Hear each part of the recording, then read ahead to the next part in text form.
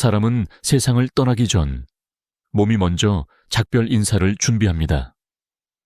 그런데 그 신호는 아주 조용하게 그리고 너무 평범하게 다가오기 때문에 대부분의 사람들은 눈치채지 못한 채 지나쳐 버립니다.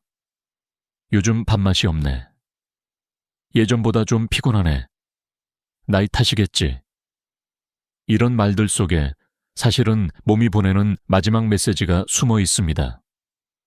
저는 수많은 노인 환자를 만나면서 공통점을 하나 발견했습니다. 갑작스러운 죽음은 생각보다 드뭅니다. 오히려 대부분은 서서히 약해지는 과정을 거칩니다. 그 과정은 길게는 1년, 짧게는 몇 달 전에 이미 시작되죠. 그런데 우리는 그 신호를 알아채지 못합니다. 단지 늙는다는 이유로 혹은 피곤하다는 이유로 넘겨버립니다. 하지만 그때가 바로 준비의 시간입니다. 한번 떠올려 보세요. 부모님이나 배우자 혹은 오래된 친구 중 누군가가 최근 들어 눈에 띄게 달라지지는 않았나요? 밥을 남기고 웃음이 줄고 예전처럼 외출을 즐기지 않는 모습. 단순한 기분 탓일 수도 있지만 그것이 바로 신체가 조용히 마지막을 향해 가고 있다는 단서일지도 모릅니다. 의학적으로도 이런 변화는 명확히 관찰됩니다. 보통 사망 6개월, 1년 전에는 기초대사량이 11.5% 감소하고 체중이 6개월 사이 5% 이상 감소하는 경우가 많습니다. 근육량도 줄어들며 신체는 점점 에너지 절약 모드로 들어가죠. 이런 생리적 변화는 몸이 더 이상 모든 기능을 유지하기 어렵다는 뜻입니다. 한 할머니의 이야기를 들려드릴게요. 83세 박 여사는 평생 김장을 직접 하실 만큼 건강하셨습니다. 그런데 작년 여름부터 입맛이 없어졌다고 하셨어요. 가족들은 더운 날씨 탓이라 생각했죠. 하지만 가을이 되자 체중이 4kg나 줄었고 겨울엔 계단 오르는 것도 힘들다고 하셨습니다. 결국 병원에 가서 진단을 받았을 때는 이미 암이 전신으로 퍼진 상태였습니다. 조금만 더 일찍 알았더라면. 가족들은 그렇게 눈물을 흘렸죠. 물론 모든 체중 감소가 질병의 신호는 아닙니다. 하지만 중요한 건 변화의 속도입니다. 노화는 천천히 진행됩니다. 그러나 몇 달 사이 급격히 힘이 빠지고 살이 빠진다면 그것은 단순한 노화가 아닙니다. 몸이 균형을 잃고 있다는 신호죠. 이 신호를 알아차린다면 우리는 단지 죽음을 대비하는 게 아니라 삶을 돌보는 준비를 할 수 있습니다. 예를 들어 음식의 양보다 영양 밀도를 높이고 자주 체중을 기록하고 하루 한 번이라도 함께 식사하는 시간을 가지는 것. 이런 작은 실천들이 남은 시간을 더 따뜻하게 만들어줍니다. 그리고 중요한 것은 두려워하지 않는 것입니다. 죽음은 피할 수 없지만 준비는 할 수 있습니다. 미리 알면 사랑하는 사람의 마지막을 당황이 아닌 이해와 평온으로 맞을 수 있습니다. 지금 이 순간에도 당신의 곁에서 누군가 조용히 신호를 보내고 있을지 모릅니다. 그 신호를 알아채고 손을 잡아주세요. 괜찮아, 내가 곁에 있을게. 그 한마디가 남은 시간을 전혀 다른 의미로 바꾸어 줍니다. 살이 빠지는 건 누구에게나 있을 수 있는 일입니다. 하지만 노년기에 찾아오는 체중 감소는 단순히 밥맛이 없다는 말로 넘겨서는 안 됩니다. 특히 6개월 사이 5% 이상 체중이 줄었다면 그것은 신체가 내부에서 이미 구조적인 변화를 겪고 있다는 경고일 수 있습니다. 제가 진료하던 김영호 78. 어르신은 평생을 건강하게 살아오셨던 분이었습니다. 그러나 어느 날부터인가 밥을 반쯤만 드시고 남기셨습니다. 그냥 입맛이 없어요. 처음엔 가족들도 대수롭지 않게 여겼죠. 그런데 석 달 만에 5kg이 줄었습니다.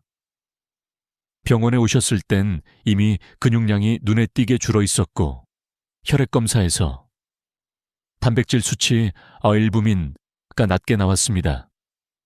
몸이 영양을 흡수하지 못하고 있다는 신호였습니다.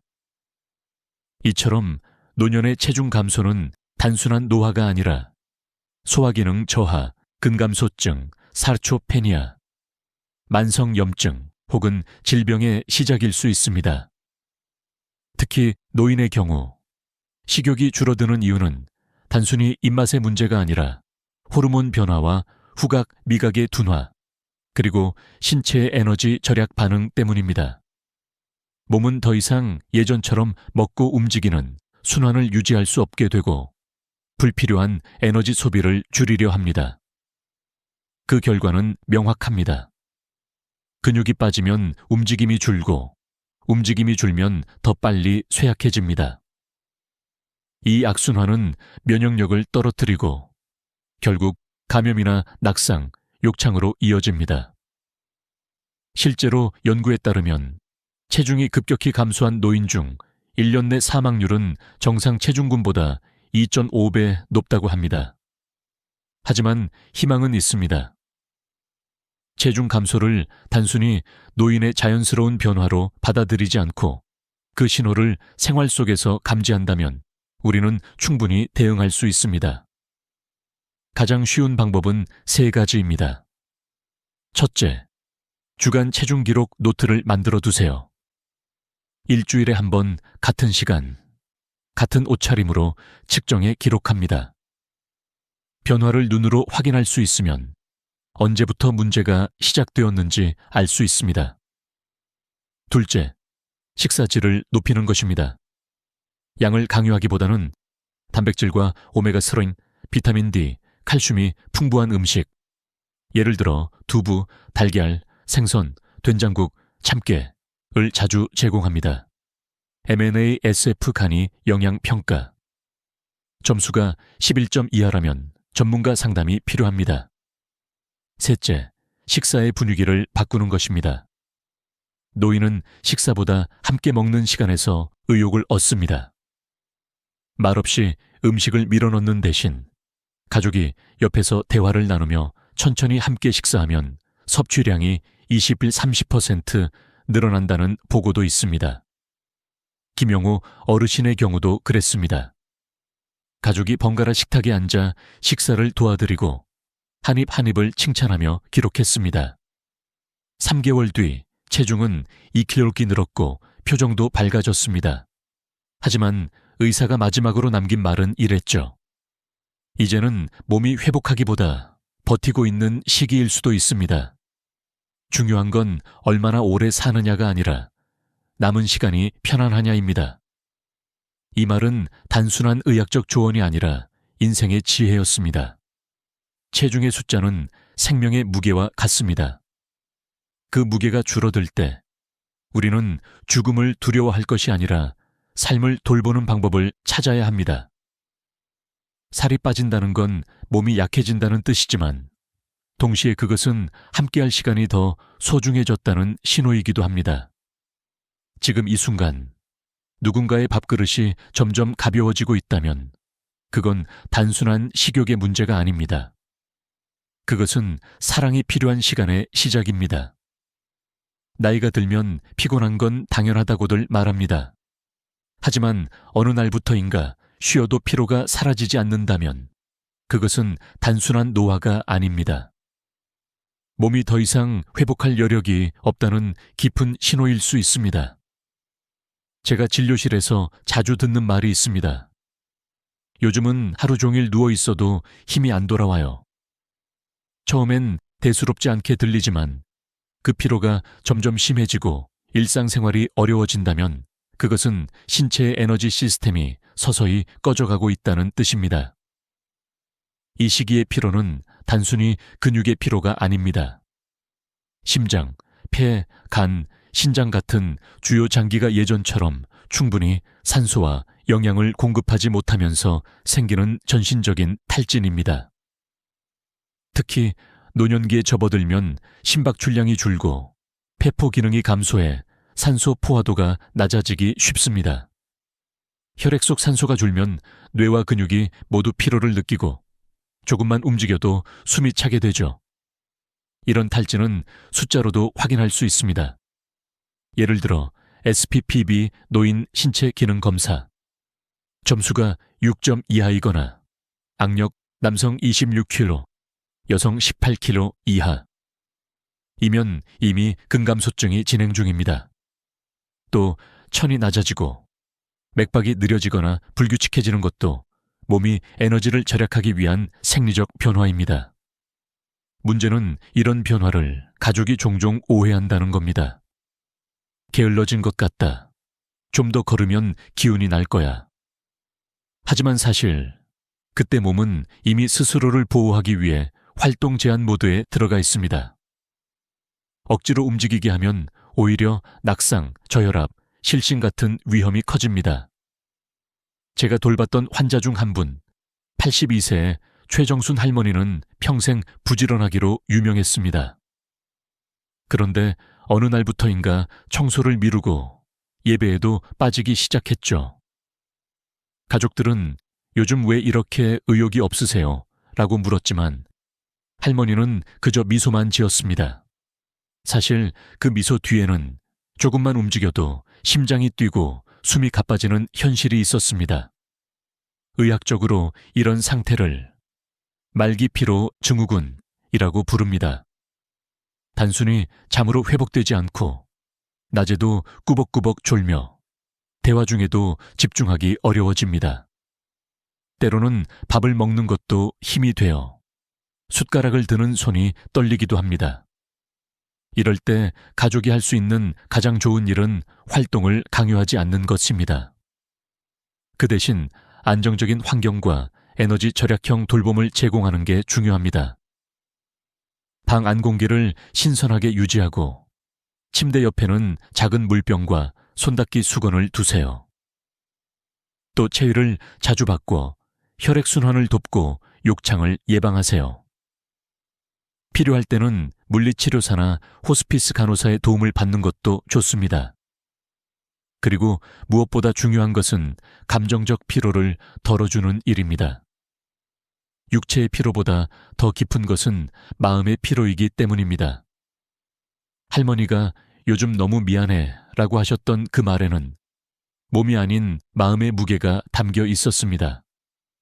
가족이 괜찮아요네 어머니, 지금 이대로도 충분히 잘하고 계세요 라고 말해 드릴 때 그 표정은 눈물보다 더 깊은 안도의 미소로 바뀌었습니다. 이 시기의 피로는 끝을 알리는 신호이기도 하지만 동시에 마지막 휴식의 시작이기도 합니다. 이제 몸이 더 이상 달리지 않아도 괜찮습니다. 중요한 건 그들이 피곤하지 않게 곁에 있어주는 것입니다. 우리 모두에게는 언젠가 이런 시간이 찾아옵니다. 그때 기억해야 할 한 가지, 피로를 없애는 게 아니라 피로 속에서도 편안함을 찾아주는 것. 그것이 남은 시간을 존중하는 가장 따뜻한 방식입니다. 사람이 세상을 떠나기 전 가장 먼저 변하는 것은 몸이 아니라 의식이라고 합니다. 기억이 자꾸 흐려지고 익숙한 얼굴을 낯설어하고 대화 중에 멍해지는 순간이 잦아지죠. 가족들은 요즘 왜 이렇게 깜빡깜빡하세요? 라고 웃어넘기지만 그건 단순한 건망증이 아닙니다. 신체의 끝자락에서 뇌가 보내는 마지막 조용한 신호일 수 있습니다. 이 단계에서 가장 먼저 나타나는 변화는 인지 속도의 저하입니다. 예전에는 10초면 떠올리던 이름이 이제는 1분이 걸리고 대화 주제를 금세 잊어버리며 문장 중간에 내가 무슨 얘기를 하려고 했더라 하고 멈추게 됩니다. 의학적으로 보면 이는 뇌로 가는 산소와 포도당 공급이 줄어들면서 생기는 현상입니다. 뇌는 몸의 2%밖에 차지하지 않지만 에너지의 20%를 사용합니다. 그런데 신체 기능이 약해지면 이 에너지가 먼저 줄어드는 곳이 바로 뇌입니다. 저는 이런 환자분들을 많이 봤습니다. 평생 꼿꼿했던 장군 출신의 한 어르신은 어느 날부터 회의 일정을 잊고 사람 이름을 헷갈리기 시작했습니다. 처음엔 가족들도 그냥 나이 탓으로 여겼죠. 하지만 몇 달 후에는 새벽마다 여기가 어디야? 라며 전화를 걸어오셨습니다. 검사 결과 혈류량이 급격히 줄며 뇌의 전두엽이 위축되고 있었습니다. 이 시기에 사람들은 단순히 기억을 잃는 것이 아니라 현실과의 거리가 조금씩 멀어집니다. 대화가 줄고 방 안에서 조용히 앉아있는 시간이 늘어나며 마치 자신만의 세계로 들어가는 듯한 모습이 나타납니다. 일부 가족들은 이런 모습을 보고 왜 자꾸 혼자 있으려 해? 라고 하지만 사실 그건 외로움을 원해서가 아니라 내면으로의 후퇴입니다. 세상의 소음이 감당되지 않기 때문입니다. 이때 중요한 건 억지로 끌어내지 않는 것입니다. 기억이 흐려지는 그 순간에도 마음은 여전히 느끼고 있습니다. 대화가 이어지지 않아도 부드러운 목소리와 손의 온기는 전해집니다. 말보다 더 깊이 닿는 건 존재의 따뜻함입니다. 한 번은 86세의 박성자 할머니가 저에게 이런 말씀을 하셨어요. 이젠 이름도 잘 기억이 안 나요. 그런데 신기하게 손은 기억하네요. 그 손을 잡으면 마음이 편해져요. 그 말이 제 마음에 깊이 남았습니다. 기억이 사라져도 사랑의 감각은 끝까지 남는다는 걸 알게 되었죠. 이 시기에는 인지기능 저하가 두려움으로 이어질 수 있습니다. 낯선 얼굴이 늘고 익숙한 공간에서도 불안감을 느낍니다. 따라서 조명이 너무 어둡거나 환경이 자주 바뀌면 혼란이 심해집니다. 가능하다면 익숙한 물건과 공간을 그대로 유지하세요. 오랫동안 사용하던 시계, 가족사진, 라디오 같은 것들이 현실로의 다리 역할을 합니다. 그리고 가족에게 꼭 전하고 싶은 말이 있습니다. 그들이 당신을 잊는다고 해서 사랑까지 잊는 건 아닙니다. 이 시기의 노인들은 감정의 언어가 단순해집니다. 미소 하나, 손짓 하나로 모든 걸 표현합니다. 때로는 아무 말 없이 눈물만 흘리기도 하지만 그건 고통이 아니라 감정의 마지막 파도입니다. 우리가 해야 할 일은 그 파도를 억누르지 않고 함께 흘러가는 것입니다. 괜찮아요, 제리 엄마. 저는 여기 있어요. 그 한마디로 충분합니다. 기억보다 강한 것은 존재의 기억이기 때문입니다. 이 시기는 우리 모두에게 잔잔한 질문을 던집니다. 기억이 사라져도 사랑은 남을까? 네, 남습니다. 사랑은 기억보다 오래 남고 말보다 깊이 새겨집니다. 노년기에 접어들면 누구나 한 번쯤은 감기에 걸리거나 병원 신세를 집니다. 하지만 문제가 되는 건 자주 아프고 회복이 늦어지는 것입니다.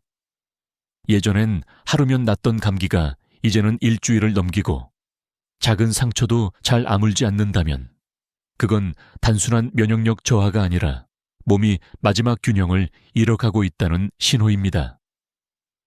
면역 체계는 우리가 태어나서부터 쌓아온 방패입니다.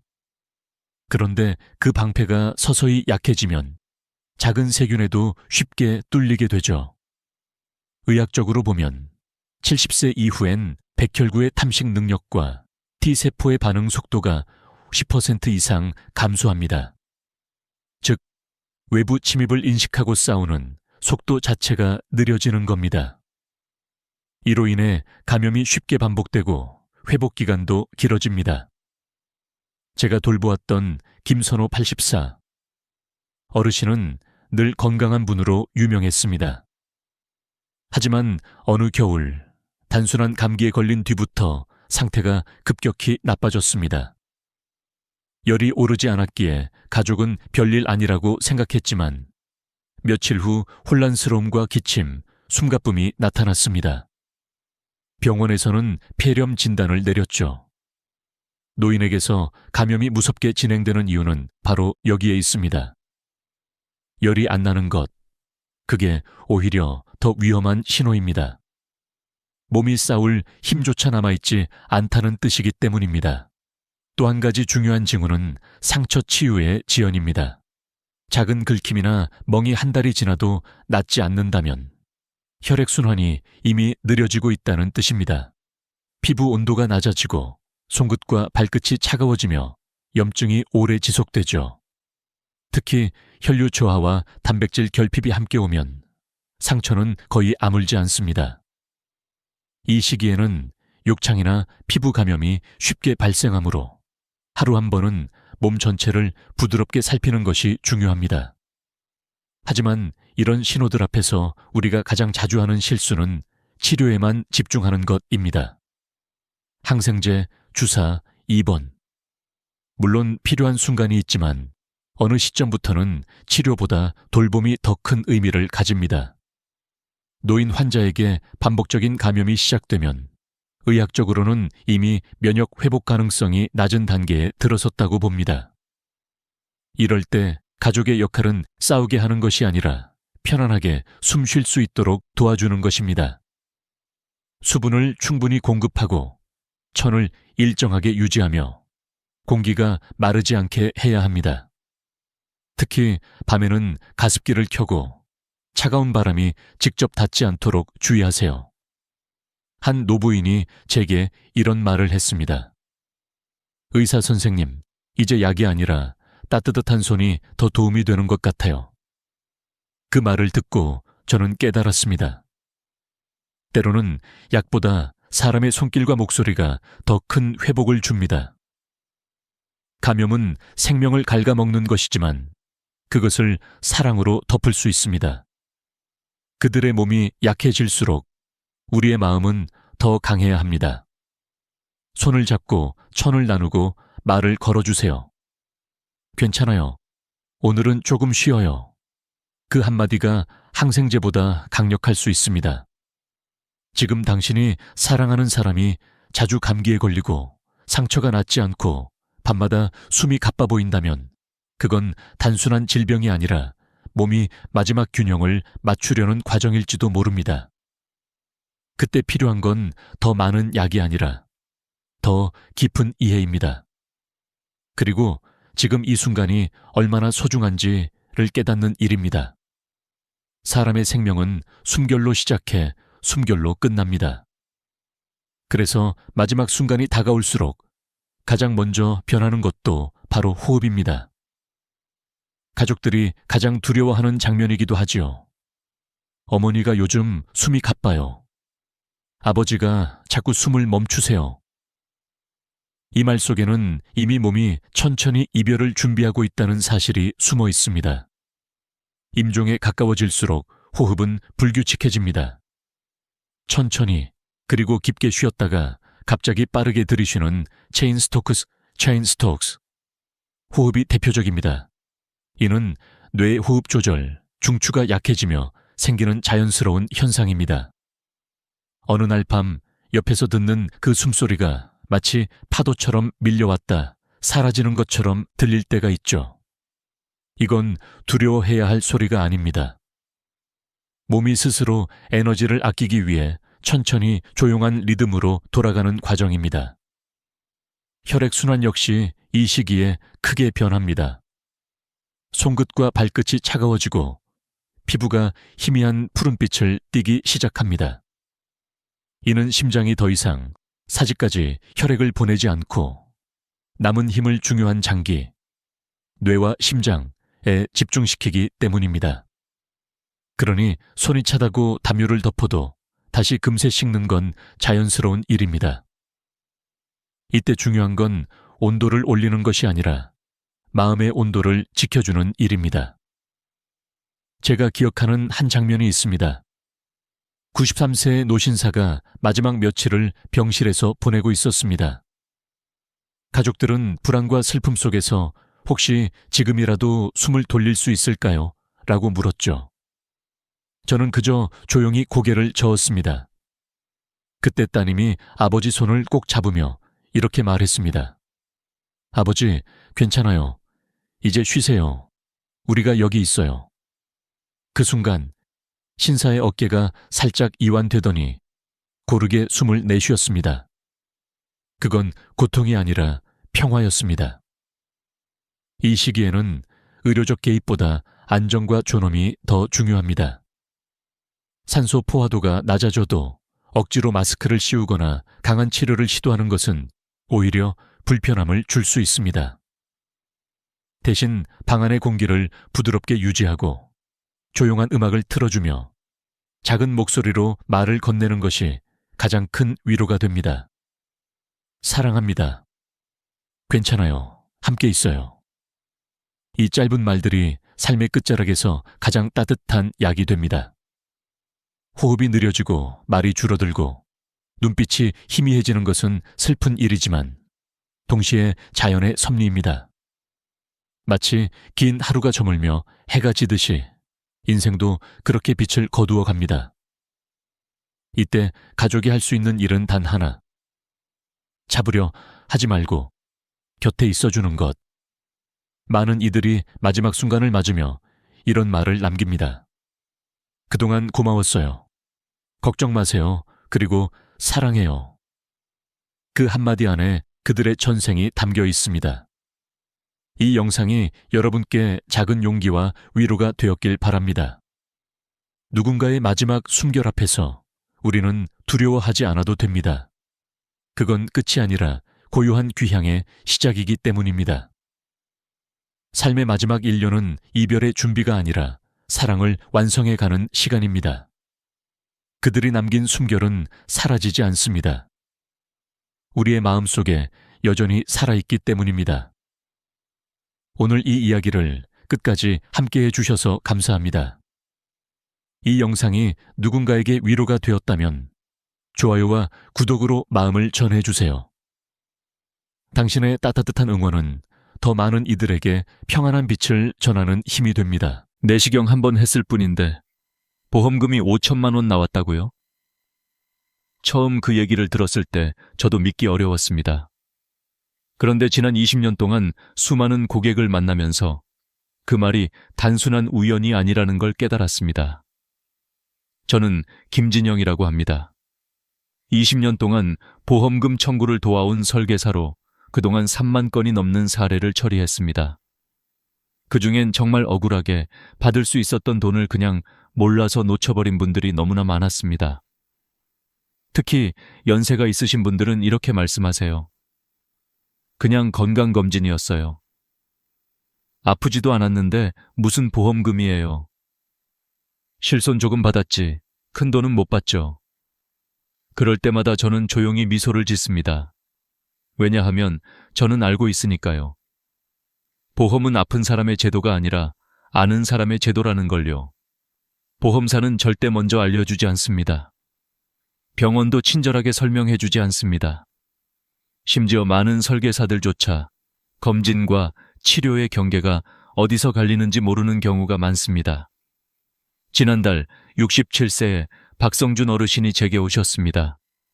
그분은 늘 건강을 챙기는 분이셨죠. 위내시경을 받고 별다른 이상 없다는 말을 들었습니다. 그냥 검진이니까 보험금은 안 되죠. 그렇게 생각하셨답니다.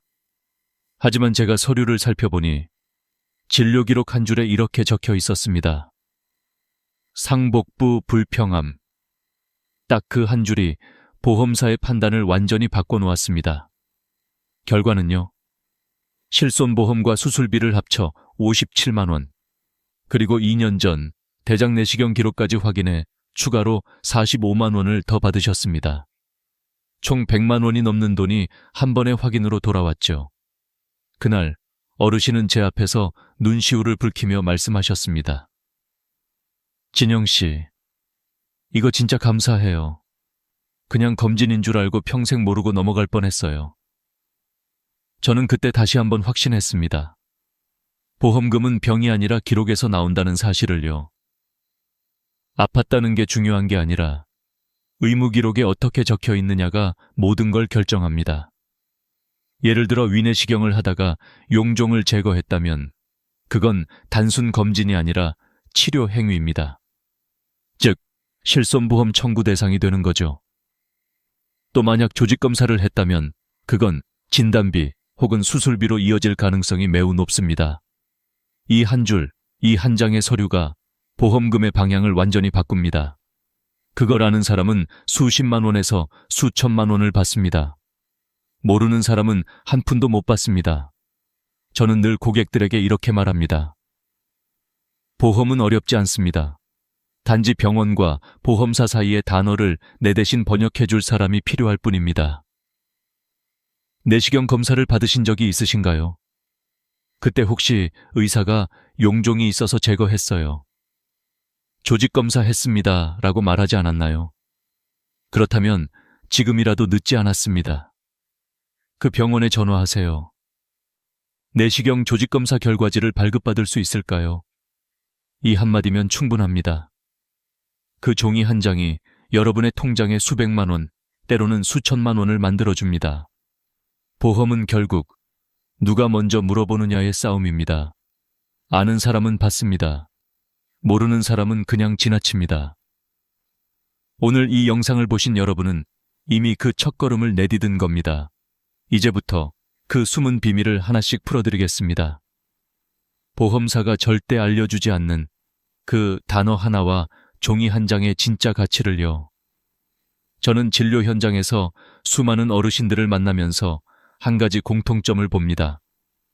보험을 오래 들었는데도 정작 받을 수 있는 돈은 모르고 지나친다는 겁니다.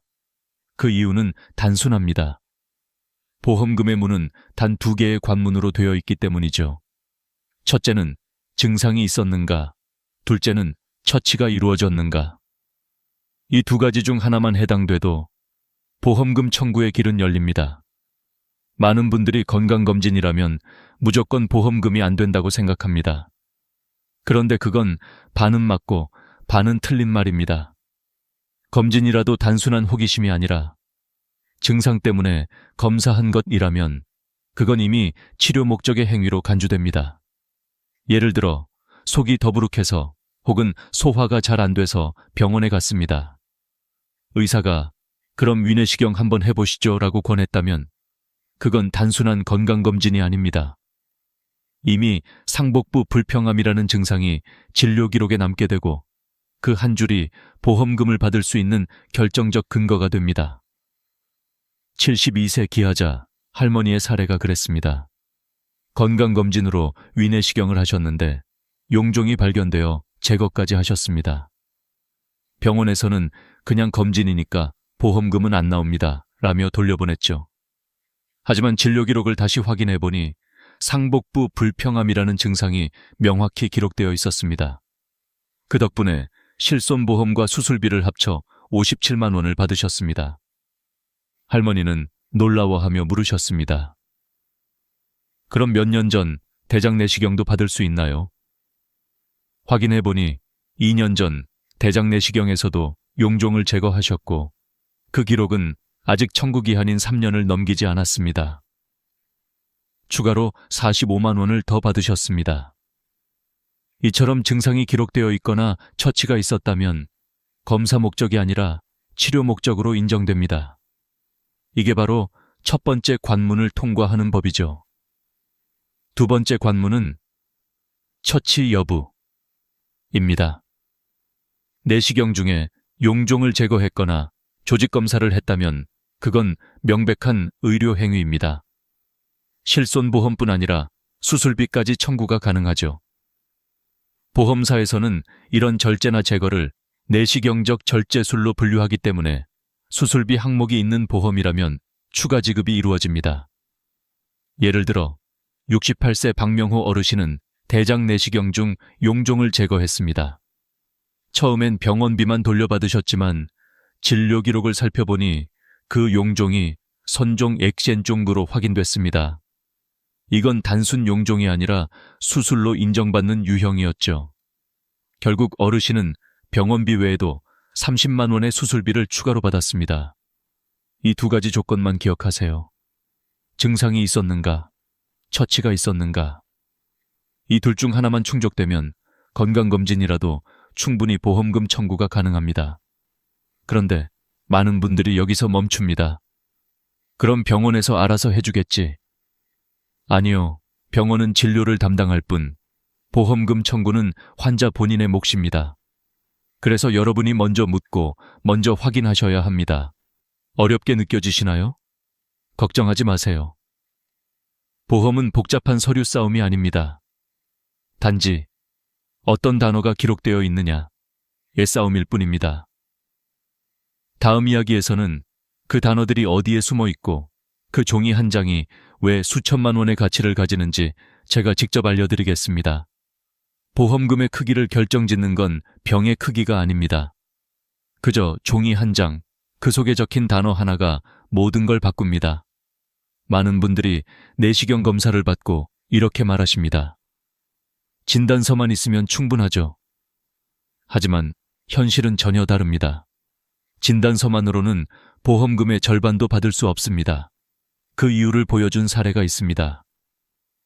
74세 이영호 어르신은 대장 내시경 검사를 받은 뒤 보험사에 진단서만 제출하셨습니다.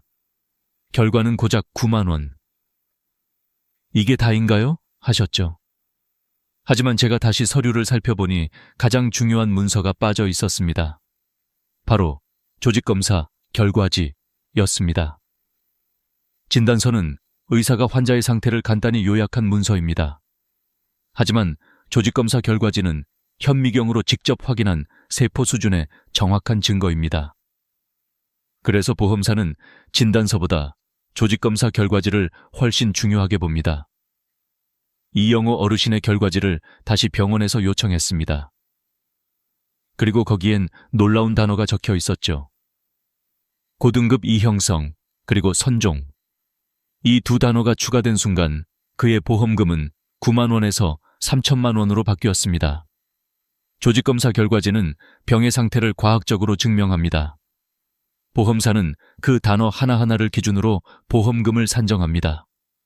즉, 진단서엔 용종 절제술 시행이라고만 적혀 있어도 조직검사 결과지에 선종 혹은 이형성이 포함되어 있으면 그건 이미 제자리암으로 분류되어 진단비 지급 대상이 됩니다.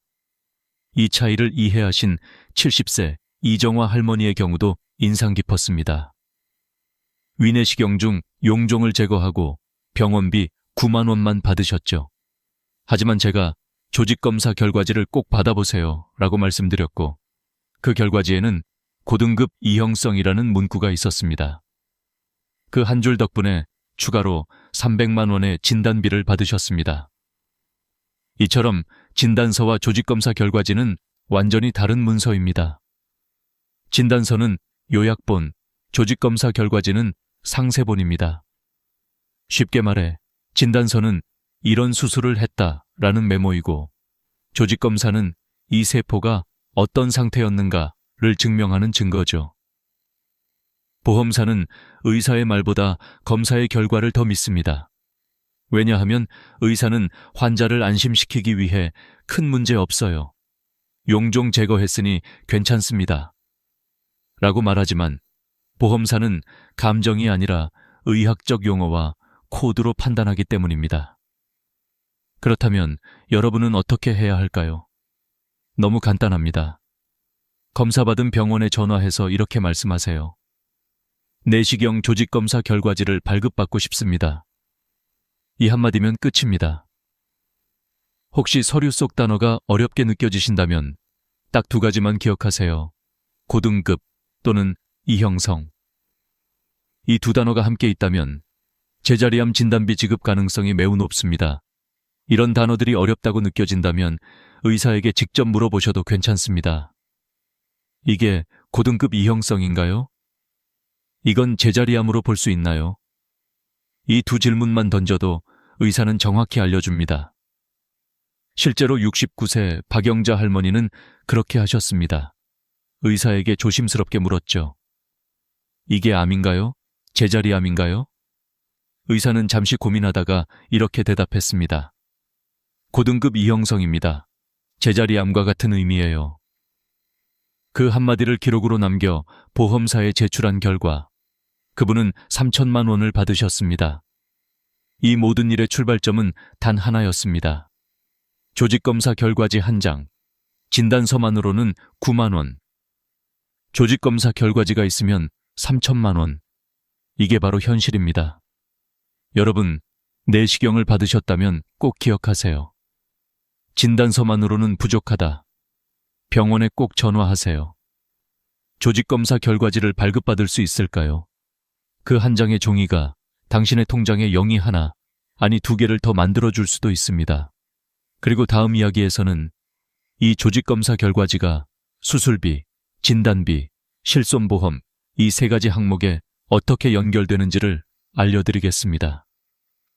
여러분, 보험금이 어떻게 계산되는지 아시나요? 대부분은 이렇게 생각합니다. 병원비만큼만 돌려받는 거잖아요. 하지만 그건 보험의 극히 일부분일 뿐입니다. 제가 지난 20년간 도와드린 수천 명의 고객 중 절반 이상은 자신이 받을 수 있었던 진짜 보험금의 10분의 1도 모르고 있었습니다. 이제부터 말씀드릴 내용은 보험 설계사도 심지어 병원도 잘 모르는 영역입니다. 보험사가 절대 먼저 말해주지 않는 진짜 구조, 그 비밀을 풀어드리겠습니다. 보험금은 크게 3가지로 나뉩니다. 첫째, 실손보험금.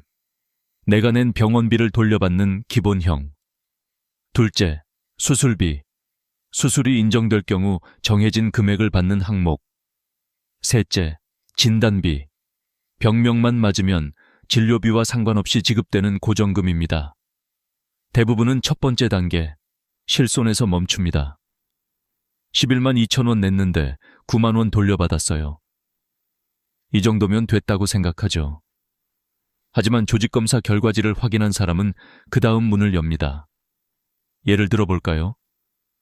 70세 이정화 할머니의 경우 위내시경 중 용종을 제거하고 병원비 11만 2천 원을 냈습니다. 진단서만으로 실손보험을 청구하셔서 9만 원을 받으셨죠. 그런데 제가 서류를 다시 살펴봤더니 조직검사 결과지에 고등급 이형성이 명시되어 있었습니다. 이 단어 하나가 제자리암 진단비로 인정되어 추가로 300만 원을 더 받으셨습니다. 여기서 끝이 아닙니다.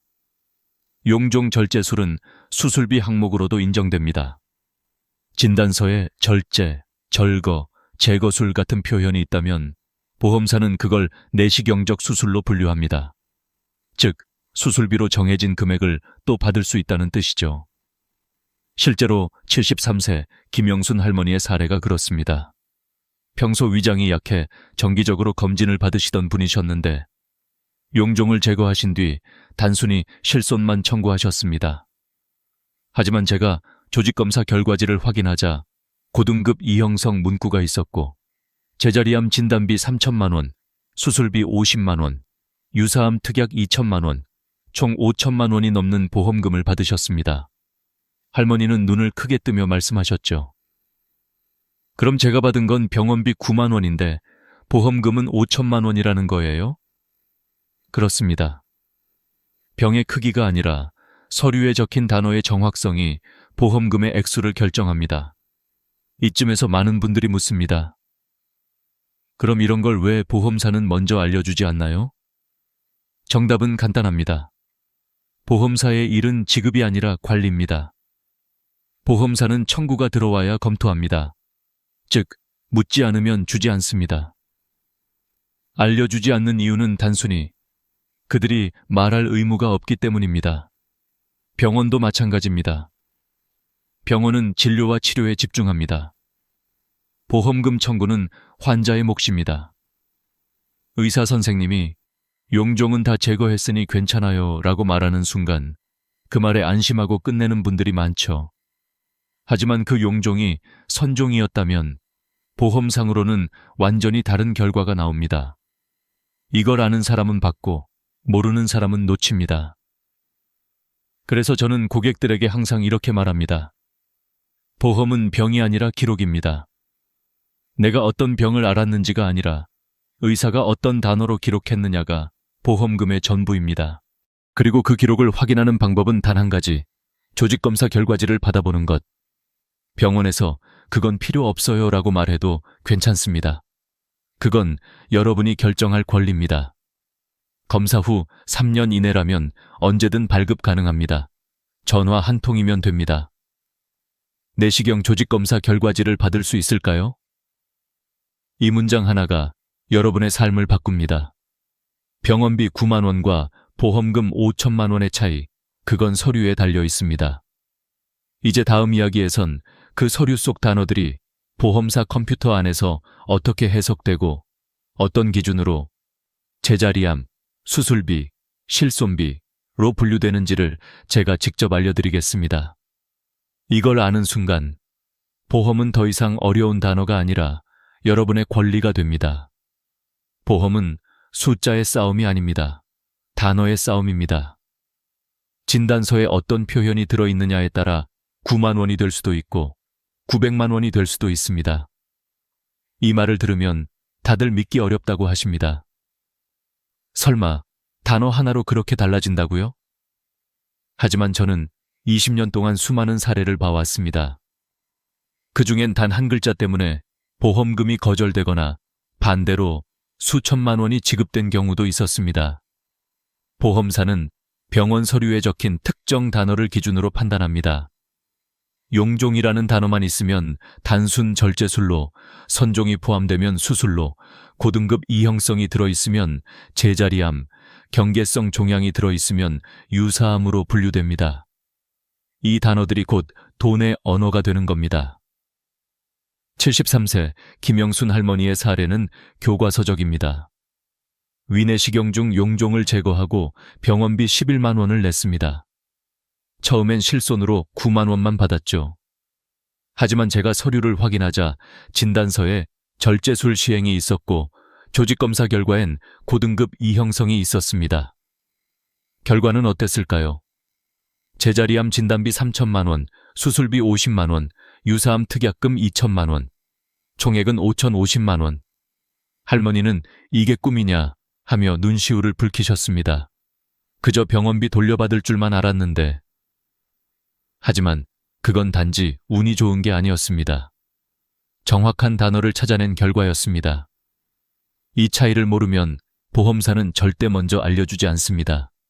왜냐하면 보험사의 시스템은 자동으로 단어에 따라 보험금 항목을 분류하기 때문이죠. 절제술, 제거술, 조직검사, 이형성. 이 네 단어가 보험사의 서버에서 자동 인식되어 보험금의 종류와 액수를 결정합니다. 그래서 저는 고객들에게 늘 이렇게 말합니다. 보험은 의학이 아니라 언어입니다. 의사가 뭐라고 말했느냐보다 서류에 뭐라고 적혀 있느냐가 중요합니다. 이걸 모르고 지나간 75세 윤순남 어르신은 위내시경 검사를 받으셨지만 단순 검진이라 생각해 청구조차 하지 않으셨습니다. 3년이 지난 뒤 저를 찾아와 말씀하셨죠. 그땐 몰랐어요. 그냥 검진이라 생각했죠. 하지만 그때 기록엔 위용종 절제술이 명시되어 있었고 조직검사 결과에는 선종이라는 단어가 있었습니다. 청구기한이 지나서 결국 한 푼도 받지 못하셨습니다. 그분은 말했습니다. 그때 알았더라면. 그 한마디가 제 마음에 오래 남았습니다. 보험은 어려운 게 아닙니다. 말 하나, 서류 한 장, 단어 하나의 싸움입니다. 이걸 아는 사람은 받습니다. 모르는 사람은 놓칩니다. 그래서 지금 이 영상을 보고 계신다면 꼭 해보셔야 할 일이 있습니다. 첫째, 내시경을 언제 받았는지 떠올리세요. 최근 3년 이내라면 늦지 않았습니다. 둘째, 그때 어떤 처치를 받았는지 기억하세요. 용종 제거, 조직검사, 이 두 가지가 핵심입니다. 셋째, 서류를 다시 꺼내보세요. 진단서, 진료비 계산서, 내시경 소견서, 그리고 혹시 빠져 있다면 조직검사 결과지를 요청하세요. 이 네 가지 서류만 있으면 충분합니다. 그 안에 절제, 제거, 선종, 이형성, 경계성, 이 5단어 중 하나라도 있으면 보험금 청구 가능성이 매우 높습니다. 이 단어들은 여러분의 통장 숫자를 바꾸는 언어입니다. 그 단어들이 제대로 기록되어 있지 않다면 보험사는 모른 척합니다. 하지만 여러분이 그걸 찾아내면 그건 더 이상 보험이 아니라 당연히 돌려받아야 할 내 돈이 되는 겁니다. 지금도 많은 어르신들이 말합니다. 나는 병원비 받았으니까 됐어. 하지만 그건 시작일 뿐입니다. 보험의 진짜 가치는 그 뒤에 있습니다. 다음 이야기에서는 이 단어들이 실제로 보험사 내부 시스템에서 어떻게 해석되고 어떤 절차로 승인되어 여러분의 계좌로 돈이 입금되는지를 단계별로 설명드리겠습니다. 이걸 알면 더 이상 운 좋으면 받는 돈이 아니라 알면 반드시 받는 권리가 됩니다. 여러분, 보험금은 운이 아닙니다. 아는 사람만 받는 권리입니다. 내가 돈을 내고 가입한 계약이라면 그 계약에 따라 정당하게 돌려받을 수 있는 권리가 있습니다. 하지만 대부분의 분들이 그 권리를 몰라서 놓칩니다. 오늘은 그 마지막 문을 여는 방법을 이야기하겠습니다. 보험사는 절대 먼저 알려주지 않습니다. 고객님, 이건 청구하실 수 있어요. 이런 말 들어보신 적 있나요? 거의 없습니다. 왜냐하면 보험사의 목표는 지급이 아니라 관리이기 때문입니다. 그들이 먼저 알려주면 회사의 손실이 늘어나죠. 그래서 여러분이 묻지 않으면 그들은 조용히 모른 척합니다. 그렇다면 우리가 해야 할 일은 단 한 가지입니다. 묻고 확인하고 청구하는 겁니다. 그게 권리의 시작입니다. 제가 도와드렸던 74세 김정자 할머님 이야기를 해드리겠습니다. 몇 년 전 위내시경 검사를 받으셨습니다. 용종이 있어 제거했지만 그냥 건강검진이니까 보험금은 안 나와요. 병원의 말을 그대로 믿고 넘어가셨죠. 3년 뒤 저를 찾아오셨을 땐 이미 청구기한이 지나 있었습니다. 그 기록 속에는 위선종 절제술이라는 문구가 있었는데 그건 제자리암 진단비 2천만 원이 지급될 수 있는 항목이었습니다. 그분은 서류를 보며 눈시울이 붉어지셨습니다. 그때 알았더라면 보험은 몰라서 못 받는 경우가 대부분입니다. 하지만 지금 여러분은 다릅니다. 이 영상을 보고 계신 순간 이미 그 한 걸음을 내디딘 겁니다. 이제 바로 해보세요. 첫째, 내시경 받은 병원에 전화하세요. 조직검사 결과지를 받을 수 있을까요? 이 한마디면 됩니다. 둘째, 서류 속 단어를 확인하세요. 절제, 제거, 선종, 이형성, 경계성. 이 5단어 중 하나라도 있다면 반드시 청구하세요. 셋째, 보험사에 전화하세요. 용종 제거했는데 수술비나 진단비가 나올 수 있을까요? 상담원이 항목을 확인해 줄 겁니다. 이 3단계면 충분합니다. 그런데 아직도 이렇게 말하는 분들이 계십니다. 그거 귀찮아서 그냥 포기했어요. 하지만 제가 수천 명을 도와드리며 확신한 건 단 하나입니다. 포기한 사람은 절대 받을 수 없고 묻는 사람은 반드시 받는다. 보험금은 운 좋은 사람의 몫이 아닙니다. 확인한 사람의 몫입니다. 병원은 진료를 하고 보험사는 청구를 기다립니다. 그 사이에 있는 단 한 사람, 바로 여러분이 움직여야 합니다. 이건 돈의 문제가 아니라 존엄의 문제입니다.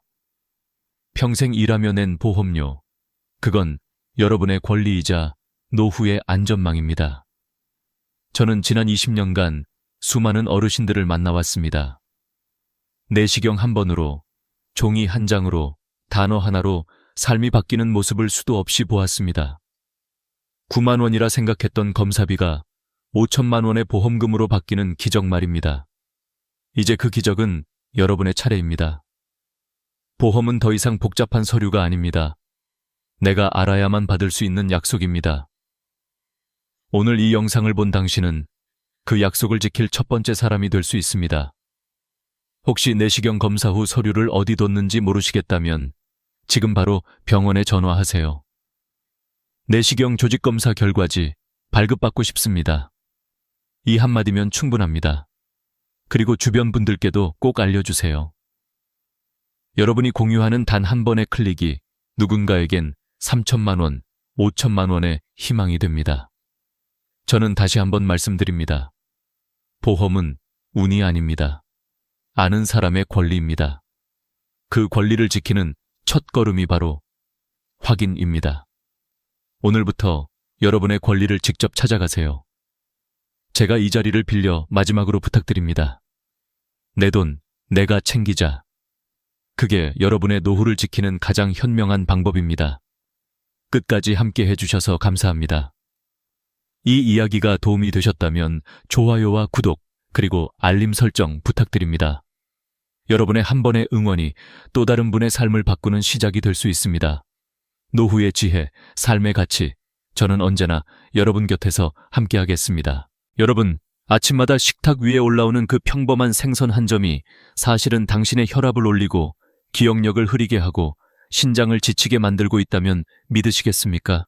저는 42년 동안 내과 의사로 수많은 환자들을 만나면서 바로 그 익숙한 음식이 인생의 건강 곡선을 바꾸는 순간을 너무도 많이 보았습니다. 병원비 수백만 원이 들 만큼 몸이 무너져 버린 뒤에야 대부분은 이렇게 말합니다. 그냥 평생 먹던 생선이었어요. 문제일 줄 몰랐어요. 하지만 노년의 몸은 더 이상 예전의 몸이 아닙니다. 젊을 때는 간이 독소를 걸러주고 신장이 노폐물을 내보내고 면역이 미세한 균들을 이겨냈죠. 그러나 65세를 넘어서면 그 모든 시스템이 조금씩 느려지고 예민해집니다. 그리고 그 틈을 파고드는 게 바로 잘못된 생선 선택입니다. 생선은 건강식이라는 이미지가 너무 강해서 사람들은 좋은 거니까 많이 먹어도 된다고 믿습니다. 그러나 그 생선이 어디서 자랐는지, 어떤 물질을 품고 있는지 그 차이가 바로 생명을 지키거나 병을 키우는 갈림길이 됩니다. 제가 진료실에서 본 수많은 어르신들은 처음엔 증상이 뚜렷하지 않았습니다. 손끝이 저리고 머리가 멍하고 걸음이 자꾸 흔들리는 정도였죠. 대부분은 나이 탓이겠지 하고 넘겼습니다. 그러나 검사 결과 이미 신장은 제 기능을 하지 못했고 심장은 늘 과부하 상태였습니다. 놀랍게도 공통점이 하나 있었습니다. 바로 매일 먹던 생선이었습니다. 생선이 나쁘다는 게 아닙니다. 문제는 그 생선이 자라온 환경입니다. 바다의 오염, 양식장에서 쓰인 항생제, 저장 과정의 화학물질, 이런 것들이 조용히 우리 몸속으로 들어와 세포 하나하나를 피로하게 만듭니다. 특히 나이가 들면 몸속 해독 속도가 느려져 아주 작은 독소도 쌓여서 병의 불씨가 됩니다. 그래서 오늘 이 영상에서는 여러분께 65세 이후 절대 피해야 할 생선 4가지, 그리고 반드시 챙겨 먹어야 할 생선 4가지를 알려드리겠습니다. 단순한 식습관의 차이가 어떻게 혈압을 안정시키고 기억력을 회복시키며 피로한 몸에 활력을 불어넣는지 실제 사례와 함께 말씀드릴게요. 시작하기 전에 영상 아래 구독과 좋아요 버튼 눌러주세요. 여러분의 작은 클릭이 다른 분들의 건강을 지키는 큰 힘이 됩니다. 자, 이제 우리 몸을 조용히 병들게 하는 생선들 하나씩 만나보겠습니다. 서울 양천구에 사는 74세 박정희 씨는 늘 건강관리에 성실한 분이었습니다. 하루 3끼를 규칙적으로 챙기고 일주일 3번 이상은 참치를 먹었습니다. 등푸른 생선이 혈관에 좋다는 말을 믿었죠. 하지만 어느 날부터인가 걷는 게 힘들고 말이 어눌해지기 시작했습니다. 단순히 나이 탓이라 여겼지만 병원 검사 결과는 충격이었습니다. 혈중 수은 농도가 정상의 6배, 신경계가 이미 손상되고 있었습니다. 왜 이런 일이 일어났을까요? 참치는 바다의 먹이사슬 가장 위에 있습니다. 작은 물고기들이 먹은 수은이 참치 몸속에 계속 쌓이는 생물 농축 현상 때문입니다. 미국 FDA 자료에 따르면 참치 1kg당 수은 함량은 평균 0.521오미가. 고령자의 해독 능력으로는 감당하기 어렵습니다. 수은은 신장과 뇌에 축적되어 손발 저림, 기억력 저하, 심하면 치매까지 유발합니다. 게다가 보관이 나쁘면 히스타민이 생겨 알레르기나 쇼크를 부르기도 하죠. 많은 분들이 믿는 참치캔도 안전하지 않습니다. 캔 안에는 환경 호르몬 BPA가 포함되어 있고 나트륨 함량도 높아 고혈압에는 치명적입니다. 박정희 씨는 참치를 끊고 6개월 만에 기억력과 걸음걸이를 되찾았습니다. 좋은 음식이라 믿었던 것이 독이었던 거죠. 두 번째 위험은 민물고기입니다. 붕어, 잉어, 메기, 가물치. 보신 음식으로 많이 드시죠? 그러나 이들은 간디스토마 같은 기생충의 숙주입니다. 특히 65세 이후 면역이 약해진 상태에서 감염되면 간 손상이나 담관암으로 이어질 수 있습니다. 게다가 강과 호수는 농약, 폐수로 오염되어 중금속이 많습니다. 한 환자는 가물치탕을 자주 먹다간 수치가 3배로 상승했습니다. 또한 민물에서는 세균이 더 잘 번식합니다. 식중독균, 대장균, 비브리오균 등이 자주 검출됩니다.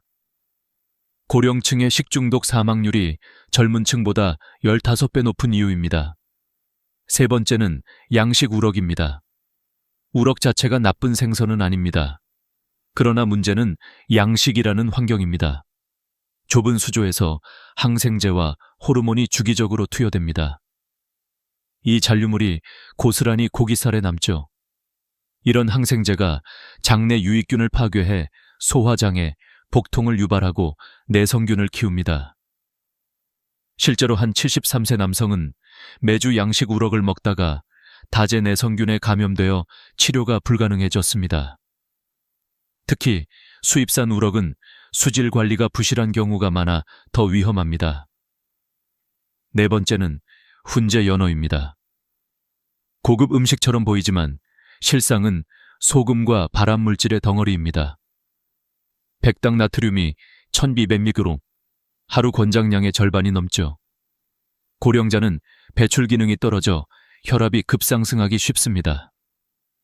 또 색을 유지하려고 넣는 아질산염은 체내에서 1급 발암물질 니트로사민으로 변합니다.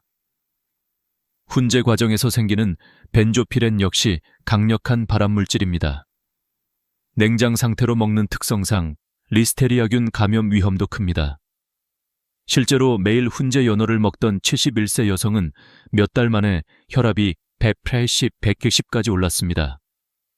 결국 이 네 가지 생선, 참치, 민물고기, 양식 우럭, 훈제 연어는 65세 이후 우리 몸의 해독 면역 시스템을 천천히 무너뜨리는 조용한 독입니다.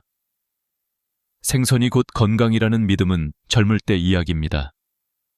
나이 든 몸에는 같은 음식도 전혀 다르게 작용합니다. 지금 냉장고 속 생선을 다시 한번 들여다보세요. 그 안에 숨은 위험이 여러분의 노후를 지치게 만들고 있을지도 모릅니다. 이제 방향을 바꿔볼까요? 피해야 할 생선을 알아봤으니 이번엔 반대로 몸을 살리는 생선 4가지를 말씀드리겠습니다.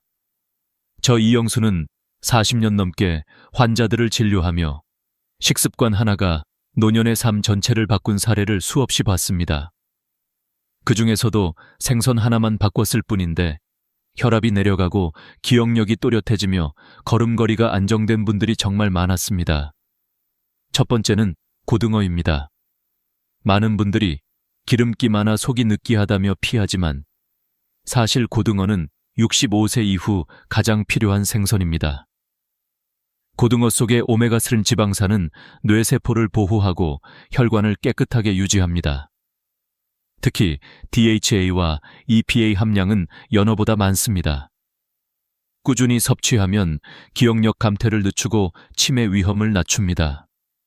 실제로 제가 진료한 78세 남성은 매주 2-3번 고등어를 구워 드셨는데 5년 동안 혈압과 콜레스테롤 수치가 안정적이었고 또래보다 활력이 넘쳤습니다. 고등어는 중금속이 거의 없고 단백질과 미네랄이 풍부해 근감소증 예방에도 좋습니다. 단, 센 불에 태우거나 지나치게 짜게 간을 하면 오히려 해로우니 중불에서 천천히 구워 드세요. 두 번째는 삼치입니다. 삼치는 부드럽고 담백한 흰살 생선으로 소화가 잘 되어 위장 기능이 약한 분들에게 최적입니다. 지방은 적고 단백질이 풍부해서 체중 조절이나 혈당 관리에도 좋습니다. 특히 셀레늄이 많이 들어있어 몸속 활성산소를 제거하고 면역력을 높입니다. 셀레늄은 암 예방에도 도움이 되는 항산화 성분으로 꾸준히 섭취하면 노화 속도를 늦추는 효과가 있습니다. 또한 삼치는 비린내가 거의 없고 양파나 대파와 함께 찜으로 조리하면 맛과 영양이 모두 좋아집니다. 제가 진료한 75세 여성은 소화불량으로 고생하다 삼치를 주 3회 먹은 뒤 식후 더부룩함이 사라지고 체력이 회복되었다고 했습니다. 세 번째는 조기입니다. 아침 식탁에서 자주 보던 생선이지만 그 안에는 칼슘과 인이 풍부하게 들어 있습니다. 조기는 뼈 건강과 골밀도를 높이고 골절을 예방합니다. 특히 65세 이후 골다공증 위험이 커지기 때문에 매주 한두 번 조기를 구워 드시는 것만으로도 큰 도움이 됩니다. 살이 부드럽고 알레르기 반응이 거의 없어 위가 약한 분들도 부담 없이 섭취할 수 있습니다. 제가 관리하던 76세 남성 환자는 낙상 후 고관절 수술을 받았는데 회복식으로 조기를 꾸준히 드신 덕분에 근육량과 뼈 밀도가 빠르게 회복되었습니다. 네 번째는 가자미입니다. 지방이 거의 없고 단백질이 풍부한 흰살 생선으로 위와 간에 부담을 주지 않습니다. 특히 타우린이 풍부해 혈압을 조절하고 콜레스테롤을 낮춰줍니다. 타우린은 심장을 안정시키고 신경계를 진정시켜 불면증과 스트레스 완화에도 도움을 줍니다.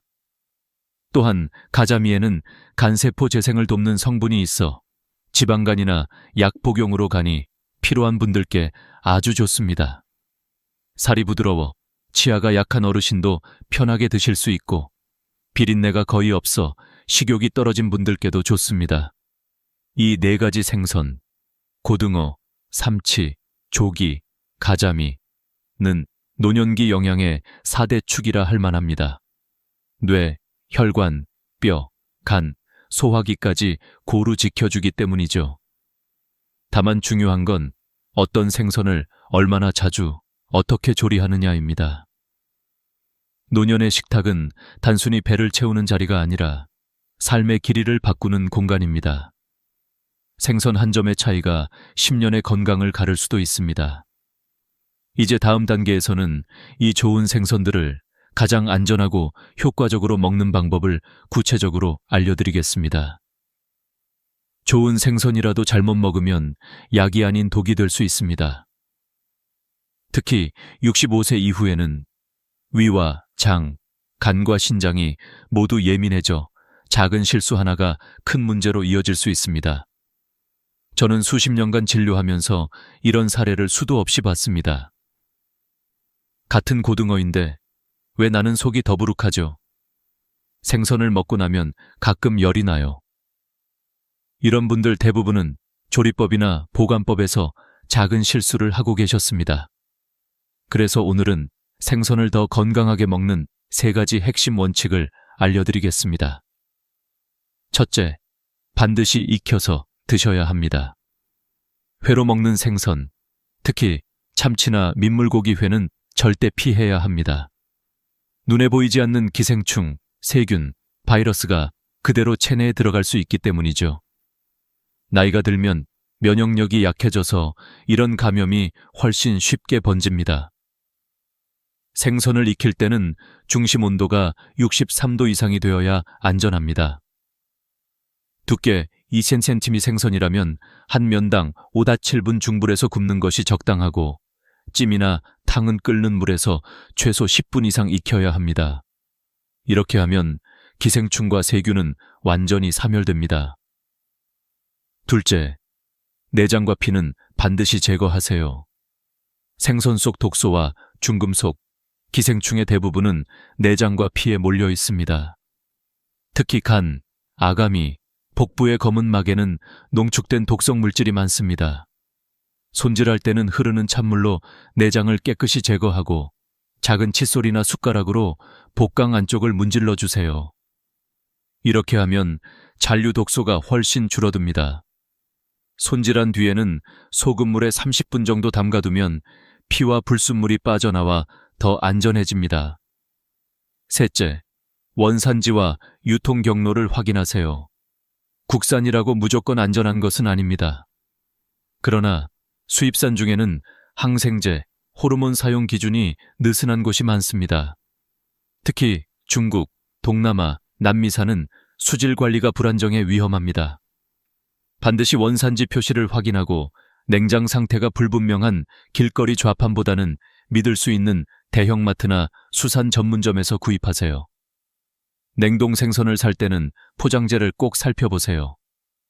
포장 안에 얼음 결정이 많이 맺혀 있다면 해동과 재냉동을 반복한 흔적일 수 있습니다.